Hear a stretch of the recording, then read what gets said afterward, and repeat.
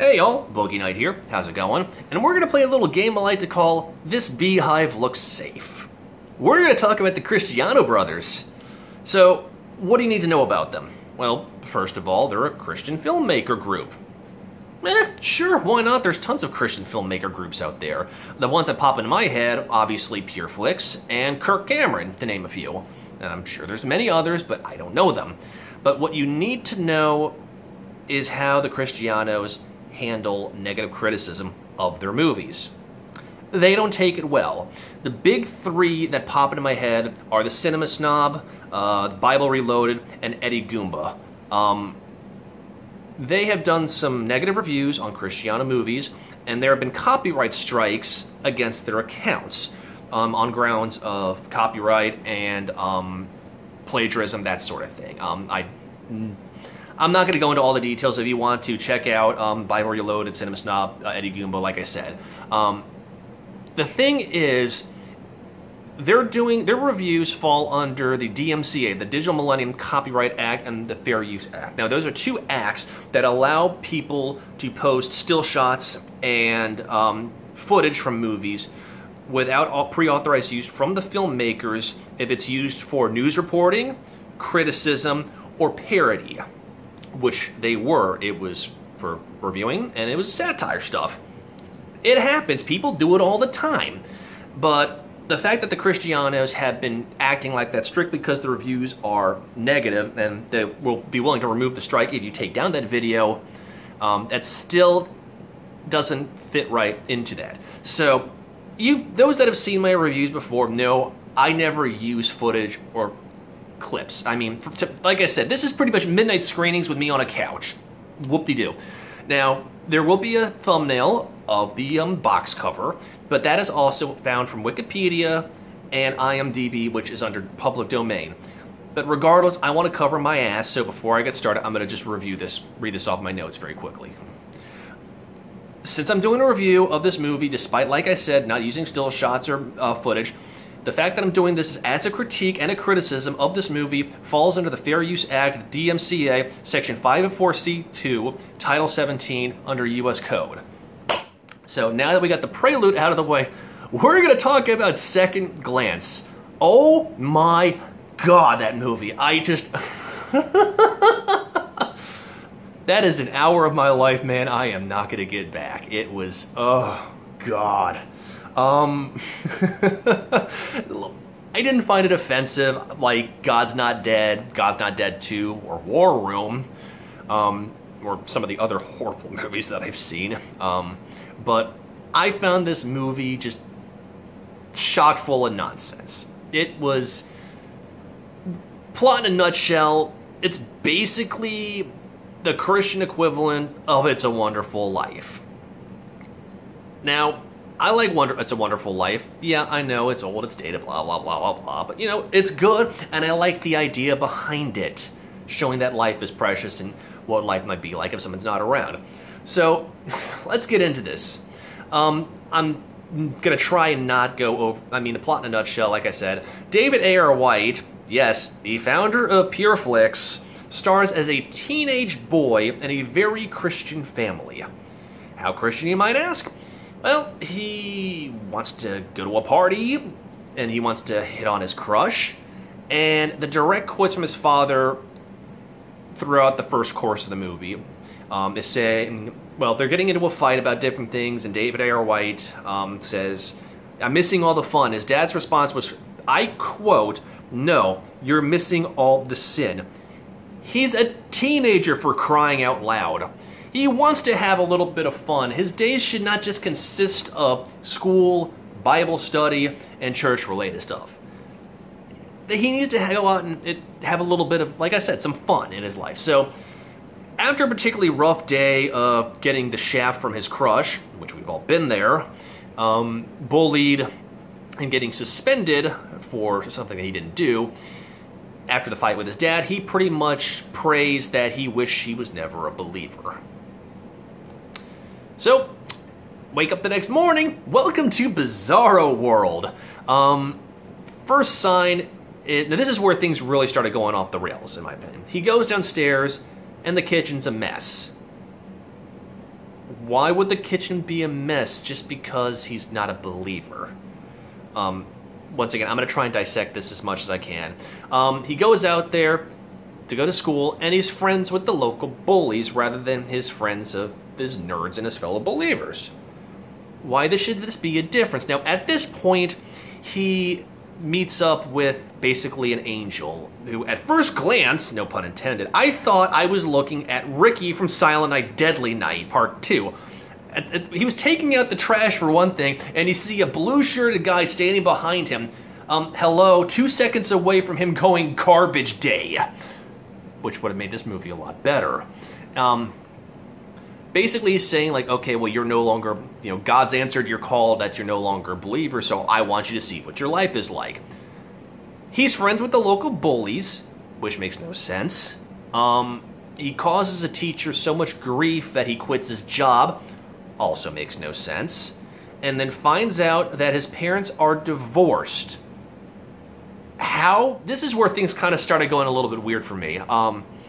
First of all, just because he's not a believer should not set in motion a chain of events that would make his parents divorced.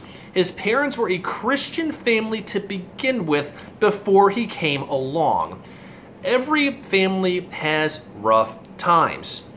What doesn't make sense to me is it was only David Ayer White as the main character, his name was Danny, by the way, that, I'm still going to keep calling him David Ayer White because that's who I know him as from other movies, was that David Ayer White's prayers was the only glue holding the family together, and without him believing, they filed for divorce. How does that make any sense? If it wasn't religion that was if he was the only religious person keeping them together, this family should have watched War Room, okay? Because obviously it was prayer that kept them together, and the husband in War Room almost cheated on the wife. One person praying keeps a family together. Okay, I'm getting ahead of myself. Let me think about this for a second. Prayer is great, okay? I mean, raised Catholic, not a very good Catholic, but I'm raised Catholic. And when things aren't really going well for me, yes, I do pray. I pray myself silly in certain situations, but you know what? I also make a concerted effort to try and remedy the situation. If I'm having issues with friends, yes, I'm gonna pray that things get better, but I'm also gonna take an action that it's gonna get fixed one way or the other. If I'm having work issues, which I'm not, I'm just throwing that as an example, I will figure out what the issue is and try and resolve it, but pray that it does get better. And yes, I understand faith is faith. And maybe being raised Catholic and having a different viewpoint on life is not the same as, as non-Catholics and there's non-Christians in general. But it should not be the one thing that's going to hold family life together, particularly when you're a teenager. Okay, that's one. Friends with the bullies. Just because he doesn't believe should not make him friends with the bullies. When I was in high school, the bully who made my life a living hell is from a Baptist family and was Baptist to begin with. That never stopped them from making me go crazy. And my best friend in the world, Harkov, is an agnostic, and he's the nicest dude I have ever met. I fail to see the correlation between not believing and being a dick. A couple of my closest friends are agnostic and atheist, respectively, and we agree to disagree, and we have fun when we get together and have conversations. How do those two meet up? And let's keep going. Let's see. Oh. Going back to the divorce thing. Yes, big thing I left off there was because the family divorced. Danny's little sister was never conceived. Classy. Once again, wow. And that's going to go into later because David Ayer White, when he was told this by the angel, whose name was Muriel, by the way, which kind of freaked me out for a second because I thought Uriel, and I'm like, wait, but Uriel is a seraph. Why would Uriel be considered just a regular guardian angel? But once again, overthinking things. When Muriel tells him that his sister was pretty much, brown bread, he acts like nothing ever happened. He's actually happy that, he's like, well, things are actually going well for me. Nice, dude. Nice. I'm sorry if I found out through some reason that my brother no longer existed, which would be very kind of weird to begin with because I'm the youngest, but I'm overthinking things. So if that sort of thing happened, I would be losing my mind. Nice. Anyway, so his mom's got a boyfriend. People divorce. They get remarried. I'm not going to hold that foot to the fire. He goes off to the party. Yes, and he's underage, and there are adult beverages. And he gets a chance to mac on his crush. Once again, teenager, puberty, emotions. They happen. Trust me on that.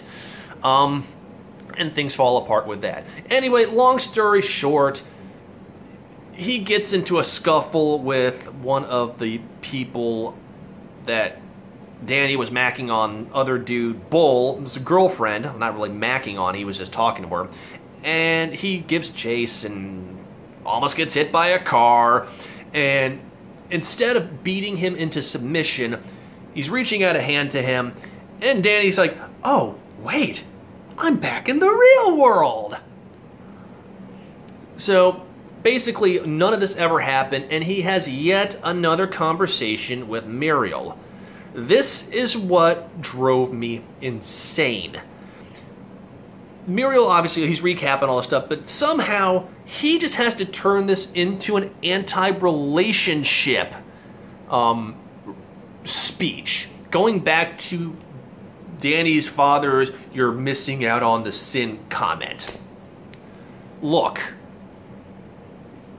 teenagers and adults and college students and blah, blah, blah want to go have fun. They want to experiment with their emotions.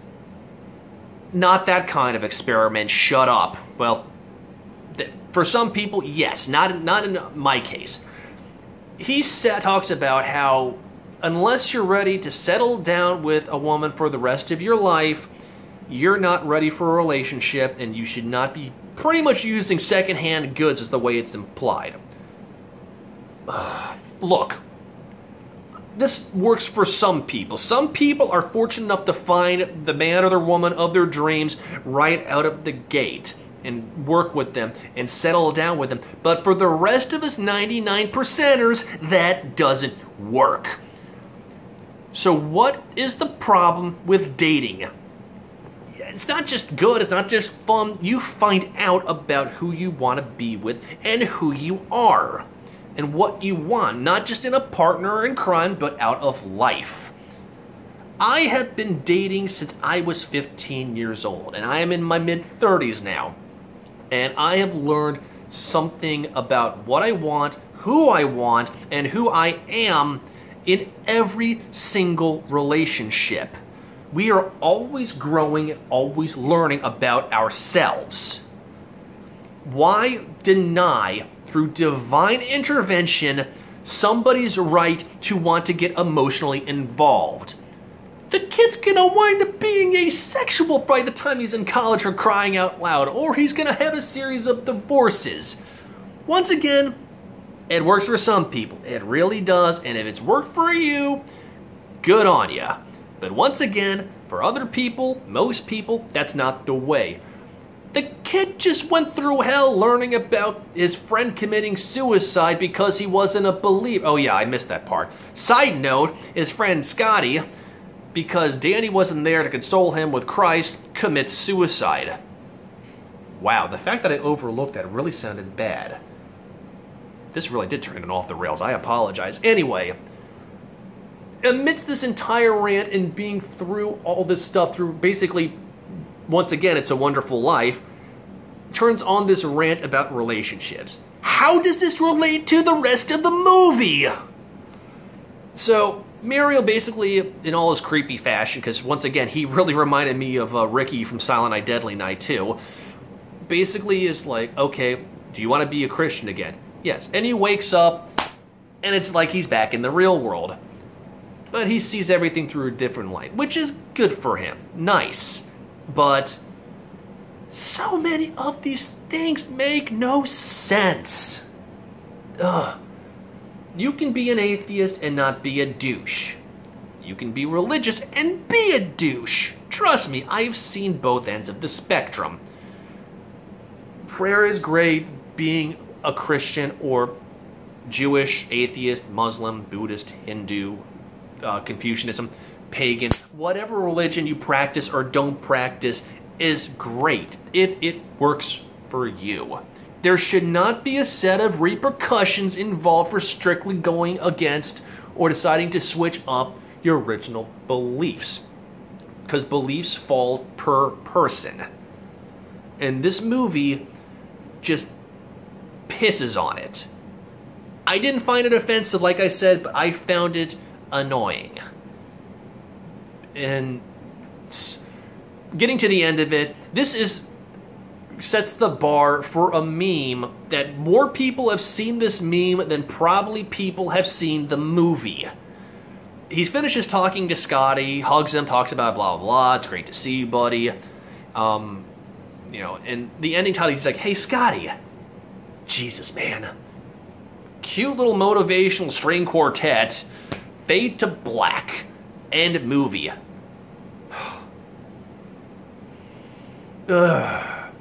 Okay, I'm rambled enough. Big things that pop into my head. I'm done talking about puberty. If a marriage is having issues and a friend is having a mental illness and prayer is the only thing holding them together, neither of that makes sense. There are other options and there are other ways to go beyond that. Friendship, for example. Yes, you can have mutual interests like Christ, like sports, like drawing, like whatever, like nerdiness. I mean, hell, do you know how many video games Harkov and I used to play back in the day? Gosh. Anyway, second glance, religiousploitation flick, run-of-the-mill religiousploitation flick. It might work for you, it didn't work for me. I found it annoying. I found it full of contradictions. I found it eye-rolling. It's not worth it unless you're somebody that is looking for answers, maybe having questions of your faith, and a teenager. But for the most part, I did not like this movie, obviously. So, that being said, I rambled enough. You guys have a wonderful night, and I'll catch you guys in the flip side, alright? Peace.